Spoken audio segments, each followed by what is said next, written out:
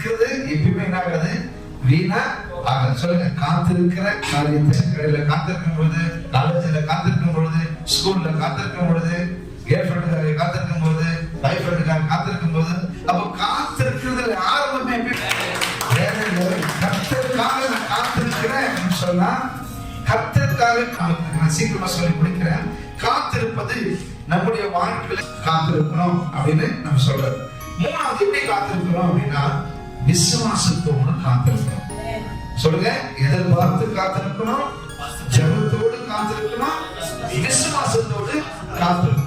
அப்படி விசுவாசத்தோட எதுக்காக எந்த காரியத்துக்காக நீங்க ஜெபிக்கிறீங்களோ, எதுக்காக எந்த காரியத்துக்காக விசுவாசிக்கிறீங்களோ, அந்த காரியத்துக்கு ஏற்ற விதமாய் கர்த்தர் புதிய சந்தோஷத்துக்குள்ள நடத்தும், புதிய விசுவாசத்துக்குள்ள நம்மளை நடத்தும், புதிய பரிசுத்த ஆத்மாவில ஆவியில என்ன பண்ணும்?